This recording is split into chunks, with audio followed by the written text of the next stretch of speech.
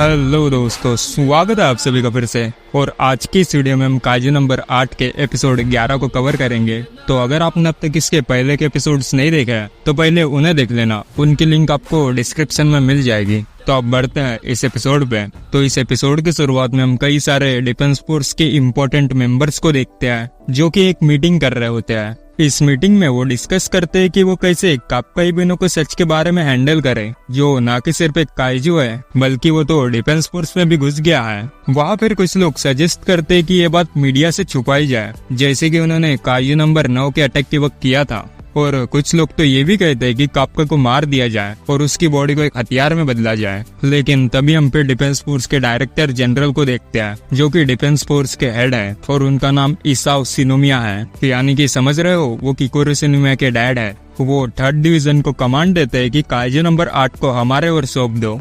उसके बाद हम काप्का की ओर देखते हैं, जिसके हाथ पर अभी बंद करके रखे गए हैं। काप्का इधर सोचता है कि पूरा एक दिन बीत चुका है और अब मेरे साथ क्या होगा। उसे शिनोमिया की वो बात याद आती है जब वो उसे कहते हैं कि अगर डिफेंस फोर्स को तुम्हारे बारे में पता चल गया तो वो तुम्हारे बॉडी को एक हथियार में बनाएंगे। ये सोच के ही काप्का और घबरा जाता है। और तभी जिस रूम के अंदर काप्का होता है वहाँ मीना आती है और वो काप्का से कहती है कि हम तुम्हें डिफेंस फोर्स के हेडक्वार्टर ट्रांसफर कर रहे हैं। उसके बाद फिर काप्का को बाहर ले जाया जाता है और वहाँ कई सारे ऑफिसर्स भी थे। काप्का यही सोचता है कि आखिर मैं अब उनके मुंह कैसे देखूं, मैंने तो उन्हें धोखा दिया है। वो रेनो को भी माफी मांगता है और सोचता है कि शायद वो उसे अब माफ नहीं करेगा। लेकिन तभी रेनो सामने आकर कहता है कि उसे पूरा भरोसा है कि काप्का जरूर वापस आएगा। उसके बाद फिर जब काप्का को गाड़ी में ले जाया जा रहा था, मीना उसे कहती है कि जब तुम बिना किसी झिझक के सबको बचाने के लिए गए थे और काइजू में बदले थे, तब मैं ये देख के हैरान हो गई थी। लेकिन बाद में मुझे समझ आया कि ये तो तुम्हारा ही स्टाइल है। वो फिर ये भी बताते हैं कि तुम्हारी तरफ और भी सबूत इकट्ठा किए जा रहे हैं ताकि वो इस केस से तुम्हें छुड़ा सके। और वो ये भी बताती है कि 3rd डिवीजन का हर एक बंदा तुम एक इंसान और एक अपना एक दोस्त मानता है, ना कि कोई एक काइजू। मीना फिर उसे बताती है कि अभी उसे कहाँ ले जाया जा रहा है, जो कि सिटी से बहुत दूर है। उसके बाद फिर काप्का बहुत इमोशनल होकर कहता है कि क्या मेरे पास अब भी चांस है कि मैं तुम्हारे साथ होकर लड़ सकूं। मीना फिर उसे एक स्माइल देते हुए कहती है कि हाँ, मैं इस पल का जरूर इंतजार करूंगी। जिसे सुनकर काप्का रोने लगता है। हम फिर देखते हैं कि ओसिना के साथ साथ बाकी के ऑफिसर्स भी उसे जाते हुए सैल्यूट करते हैं। और हम फिर बाद में देखते हैं कि काप्का को उस लोकेशन पर ला दिया गया है और उसके हाथ पर अभी बंद करके रखे है। उसके कुछ दिनों बाद फिर हम रेनो, आओई, हारुइची और इहारू को देखते हैं, जो इसी बारे में सोचते हैं। इहारू कहता है कि उसे अब भी इस बात पे विश्वास नहीं हो रहा है कि काप्का एक काइजू है और वो सब अब भी बहुत उदास होते हैं। उसके बाद हम डायरेक्टर जनरल इसाओ शिनोमिया को देखते हैं, जिसे मिलने उसकी बेटी आती है। और हाँ, अब से मैं इसे सिर्फ डायरेक्टर ही कहूंगा, ठीक है। वो उनसे काप्का को छोड़ने के लिए कहती है और कहती है कि वो अब भी इंसान है। डायरेक्टर उसकी बात को नजरअंदाज करते हुए उसे काप्का के चेस्ट का एक्सरे दिखाता है और कहता है कि देखो, जहाँ पे इसका पहले दिल था अब उसकी जगह वह एक काइजू का कोर है, इसलिए वो अभी उसी काइजू समान है जिसने कि तुम्हारी माँ को भी मारा था।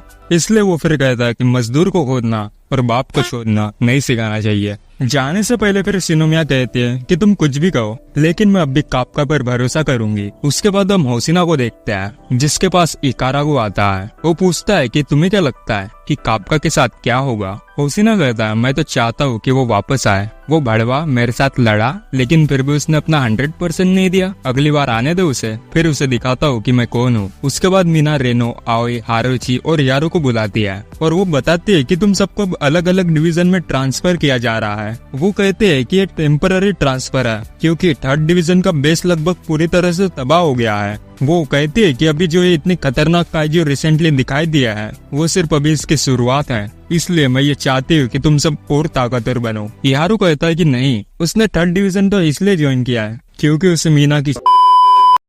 लेकिन तभी रेनो कहता है कि हाँ, मुझे और ताकतवर बनना है। जिसके बाद वो तीनों भी फिर हाँ कर देते हैं। उसके बाद हम वही आओई और हारुइची को देखते हैं, जो वही काप्का के बारे में बात करते हैं कि वो उसको छुड़ाने में और क्या मदद कर सकते हैं।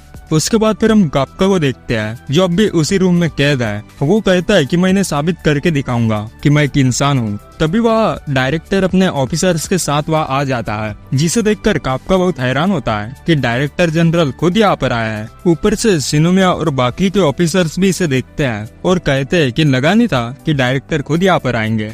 काफका उन्हें कहने लगता है कि वो एक इंसान है, लेकिन तभी डायरेक्टर कहते हैं कि इसे रिलीज कर दो, इसे छोड़ दो। ये सुन के सभी लोग हैरान हो जाते हैं और कहते हैं लेकिन वो तो काजी नंबर 8 है ना। डायरेक्टर कहते हैं तुम्हें पता है ना कि तुम किससे बात कर रहे हो, इसे खोल लो। वो कहते हैं कि अगर ये सच में इतना ताकतवर काजी होता तो वो खुद ही यहाँ से भाग जाता। इसका मतलब तो यही है कि वो अपने मन से यहाँ पर बैठा था। काफका सोचता है कि शायद ये उसकी बात सुनने के लिए ही आया है और वो फिर से उन्हें कहने वाला होता है कि मैं एक इंसान ही हूँ, लेकिन तभी डायरेक्टर उसके ऊपर गन पॉइंट करता है और उस पर गोली चलाता है। लेकिन तब काफका खुद के हाथ को काजू में बदलकर खुद को बचा लेता है और कहता है ये आप क्या कर रहे हैं। लेकिन तभी डायरेक्टर उसके छाती पे हाथ घुसा के उसका खून निकाल देता है और कहते हैं कि इस दुनिया में जो कोई भी एक बुलेट को अपने हाथ से रोक दे वो कभी एक इंसान नहीं होता। लेकिन काफका अब भी कहता है कि वो काजू नहीं बल्कि एक इंसान है। उसके बाद हम देखते हैं कि डायरेक्टर अपने हथियार के साथ तैयार होने लगते हैं और कहते हैं कि अगर ऐसा ही है तो मैं तुम्हें इसी फॉर्म में मारूंगा।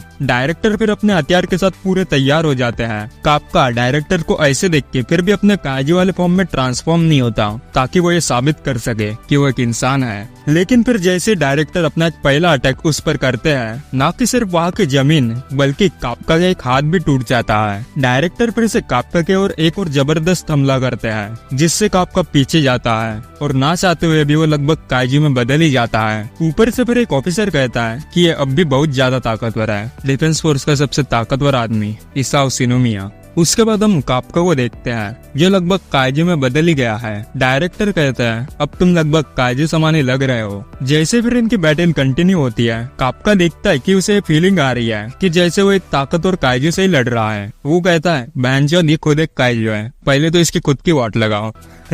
उसके बाद फिर एक ऑफिसर बताता है कि जो सूट और हथियार डायरेक्टर यूज कर रहा है वो काजू नंबर 2 से बने हैं और ये सिर्फ ऐसे अकेले इंसान है जो इतने कैपेबल है कि वो इस पावर को यूज कर रहे हैं। उसके बाद जब काफका डायरेक्टर के अटैक से बच रहा होता है तब वो कहता है कि अब उसे किकोरो की बात समझ आई कि एक नंबर काजू के वेपन कितने खतरनाक हो सकते हैं। काफका डायरेक्टर के अटैक से बचने की बहुत कोशिश करता है लेकिन इस बार उसके पैर ही उड़ जाते हैं। डायरेक्टर फिर जब उस पर फिर से अपना एक खतरनाक हमला करता है जिससे वह एक बड़ा सा धमाका होता है। लेकिन तभी हम देखते हैं कि काफका ने खुद को पूरी तरह से काजू में बदल लिया है और उनके अटैक को रोक दिया है। डायरेक्टर कहते हैं तो यह है तुम्हारा असली रूप। लेकिन जब शिनोमिया उसे देखती है तो उसे कुछ अजीब ही लगता है और लगता है कि काफका को अब अपने काजू बॉडी में पूरा कंट्रोल नहीं है। तभी फिर काफका को बहुत जोर से दहाड़ता है और उसकी ओर से बहुत ज्यादा पावर निकलती है। तभी हम फिर काफका को देखते हैं जो उसके बॉडी के अंदर है। वो सोचता है कि अब क्या हुआ, मैं अपने बॉडी पर कंट्रोल क्यों नहीं कर पा रहा। वो कहता है कि मैं ऐसा नहीं होने दे सकता, वरना मैं खुद को कैसे इंसान साबित कर पाऊंगा। वो खुद को कंट्रोल करने की पूरी कोशिश करता है लेकिन वो नहीं कर पाता और तभी उसके पास वो छोटा काजू आता है जिसे खाकर एक काफका काजू में बदला था। वो उसे कहता है कि मारो। उसके बाद फिर काफका ना चाहते हुए भी डायरेक्टर पर हमला करने जाता है और ये एपिसोड यहीं पर खत्म होता है।